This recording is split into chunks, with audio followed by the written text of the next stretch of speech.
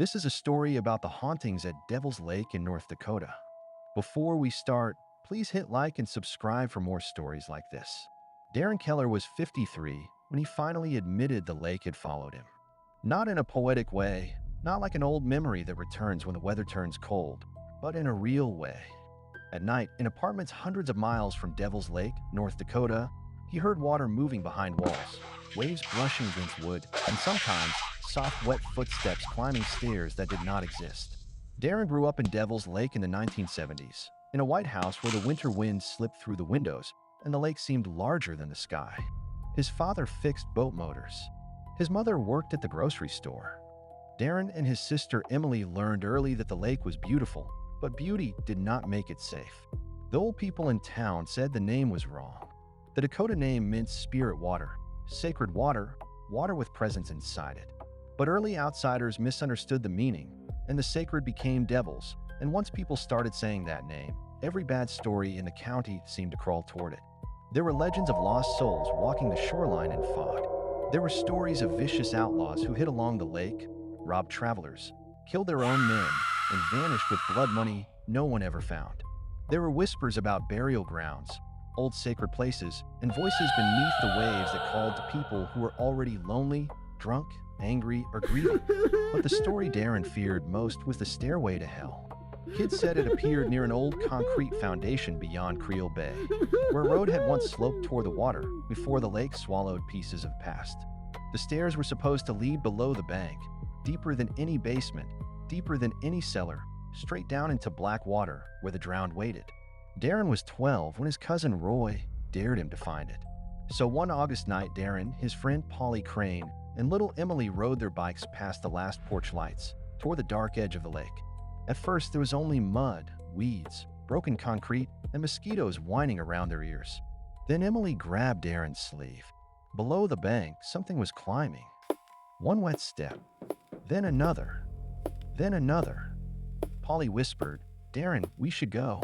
But Darren could not move, because a voice rose from beneath the ground, rough, old, and hungry. "Count them right, boy," it said, "or one of you stays." Darren raised his flashlight, and the beam found 3 wooden steps where only dirt had been moments before. They were slick with lake water, dark as old blood, and they led down into a square hole beneath the bank. The lake itself was still yards away, but Darren could hear waves inside that hole, slow and hollow, as if the stairway opened into a hidden shore below the earth. Emily began counting under her breath. 1, 2, 3. Polly grabbed her arm. "Stop it. I can't," she said, dreamy and frightened. "It wants me to get it right." Darren stepped between her and the stairs. "Leave her alone," he shouted. A lantern glowed far below. A man in a long coat climbed into view, his hat dripping, his boots shining with mud. Behind him stood others, too many others, packed along the invisible stairs. Men with broken faces, women with wet hair on their cheeks, children staring upward with pale, patient eyes. The lantern man smiled. "Some were people," he said. "Some were thieves. Some were liars. Some only answered when the water called." Darren remembered the outlaw stories then, the rough men who drifted through rail towns, robbed travelers, hid near the lake, and turned on one another when the law got close. The old-timers said the lake got their bodies, their gold, and their secrets. Now Darren believed them. Emily's counting reached 17, and other voices below began counting with her. Polly tried to run, but a wet hand shot out of the darkness and locked around his ankle. He hit the ground, screaming, clawing at weeds while something dragged him toward the first step. Darren grabbed Polly's wrist. Emily grabbed Darren's belt. The 3 of them pulled against the dark, and the water inside the hole surged upward, breathing like an animal. Then Emily stopped counting. Her eyes cleared, and in a voice that sounded older than any child's voice should, she said, "This is not your water." Everything went silent. The lantern blew out. The hand released Polly. They ran until the town lights returned, until their bikes lay forgotten behind them, until Darren's lungs burned from cold air and terror. They never told their parents the truth. Polly said he tripped. Emily said nothing. But after that night, Emily would not sleep with her window open, and Polly never again went near the lake after sunset. Darren tried to forget, but some places do not let children grow away from them. For years, Life in Devil's Lake continued the way life continues in haunted places, with ordinary days hiding impossible nights. People fished. Churches held picnics. Hunters came in the fall. Kids rode bikes through town. But every season brought another story. A fisherman heard spurs jingling behind him on an empty shore. A woman saw a white figure walking across open water before a storm. A farmer heard him singing under a flooded road, not above the water, but beneath it. And sometimes people drowned. There were always real reasons: sudden waves, cold water, bad judgment, no life jacket, changing depth, or a boat turned wrong by wind. Darren understood that. He never claimed the lake needed ghosts to be dangerous. But he also noticed something no report ever mentioned. The lake seemed to call people when their hearts were already heavy. Emily once told him, while rain tapped on his truck roof, "It is not evil, Darren. That is the mistake people make. It is older than that. It remembers. It guards. But the lost voices below, they trick people. They use grief like bait." Then she looked toward the black water and whispered, "Never answer a voice from below." Darren left town as soon as he could. Fargo first, then Minneapolis, then anywhere that did not smell like wet reeds and mud. He told himself the stairway was childhood fear, mixed with legend, mixed with guilt over Polly's nightmares and Emily's silence. Then, decades later, his mother fell and needed help at home. Darren drove back under a gray North Dakota sky, past fields, low roads, and water where he remembered land. The lake had grown and shifted, spreading into places that once belonged to farms, sheds, and memories. It looked less like a lake than a thing rewriting the map. That night, Darren slept in his old bedroom. At 2 in the morning, he woke to the smell of wet wood. Polly Crane stood at the foot of the bed. He was not 12 anymore. He looked like the grown man Darren had heard about from old classmates, heavy, tired, and hollow-eyed. But his clothes were soaked. Lake weeds clung to his sleeves, and water dripped from his chin onto the floor. Darren could barely breathe. Polly lifted one blue hand. "They found the stairs again," he whispered. "They are counting your name now." Then the hallway floorboards creaked, one after another, like wet boots climbing toward Darren's door. By morning, the carpet was dry, but 3 grains of black mud sat where Polly had stood. Darren learned the truth at the grocery store. Paul Crane had drowned 8 months earlier, after stepping off a dock during a family gathering. People said he had been drinking. People said the wind came up. People said he went under and never came back. Darren knew there was more. He went to the library and found Mara Ironroad, granddaughter of the woman who had once corrected his father about the lake's name. Mara listened to Darren's story without smiling, without interrupting, and without looking surprised. Spirit water was never the devil, she said, but people brought devilish things to it. Greed, lies, blood, disrespect. Some places remember what humans try to bury. Darren asked about the stairway to hell. Mara's face tightened. That is not an old sacred teaching. That is a wound. Bad men, frightened dead, and careless stories gathered in one place, and over time, the wound learned to open. What does it want? Names, Mara said. Attention. Permission.